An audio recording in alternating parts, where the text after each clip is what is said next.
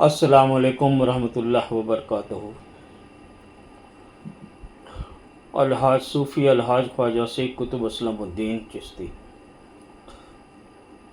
اگر آپ چاہتے ہو آپ کی دنیا آخرت دونوں بنے، اللہ دنیا میں بھی کسی کا محتاج نہ کرے اور آخرت میں بھی اللہ تعالیٰ آپ کو آپ کے حساب کتاب میں آسانیاں فرمائے،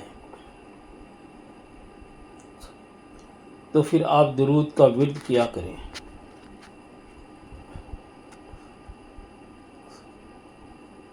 کثرت سے درود پڑھا کریں۔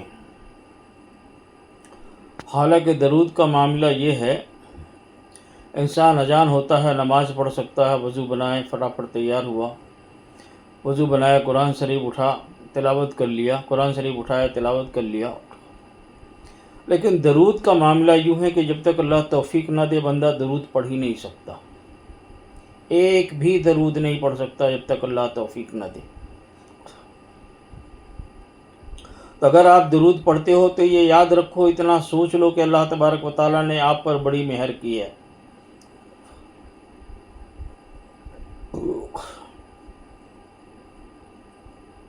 بہت بڑی مہربانیاں فرمایا ہے، اس نے آپ کو اپنے قریب کر لیا ہے اگر آپ درود شریف کی تلاوت کرتے ہیں تو۔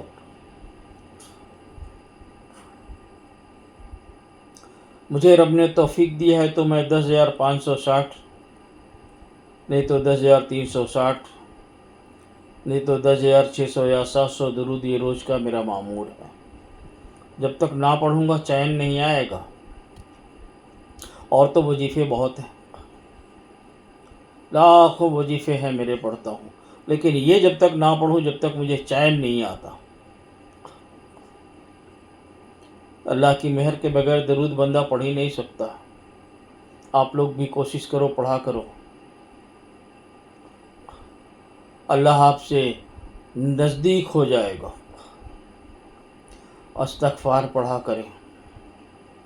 جب بندہ استغفار پڑھنے کی سوچتا ہے نا، ٹھان لیتا ہے نا دل میں کہ استغفار پڑھنے جا رہا ہوں، بندہ کی طرف اللہ دوڑ کے آ جاتا ہے، پڑھ میرے بندے، پڑھ پڑھ۔ استغفار جیسے ہی بندہ پڑھتا ہے اللہ کہتا ہے معاف کیا، معاف کیا، معاف کیا۔ جب بندہ اور استغفار پڑھتا ہے، اللہ سے ڈرتا ہے، اللہ سے گریہ کرتا ہے، بندہ فرشتوں تو کہتا ہے سنو سنو، یہ جو میرا بندہ کہتا ہے نا کان لگا کے سنو، سوچتا ہے تو بھی سنو، یہ جو کہتا ہے اس کے بات سنو اور اس پر عمل کرو۔ استغفار پڑھا کریں،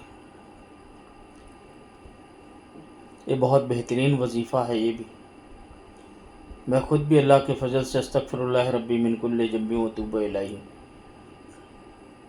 میرا روز کا 1000 کا یہ معمور ہے یہ وظیفہ پڑھنا۔ اگر آپ چاہتے ہو اللہ آپ کے نزدیک ہو جائے تو پھر استغفار کثرت سے پڑھا کریں۔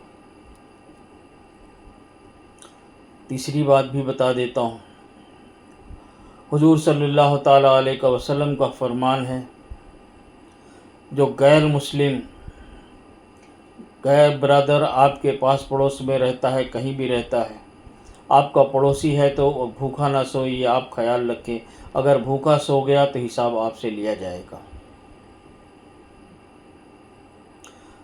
غیر مسلم کو بھی قتل کرنے کا حکم نہیں ہے، اگر کسی نے غیر مسلم کو بھی قتل کیا، نقصان پہنچایا، تو آپ صلی اللہ تعالی وسلم فرماتے ہیں اس کا بدلہ روز قیامت میں اس سے لوں گا۔ اسلام نے انسانیت پر بہت زور دیا ہے۔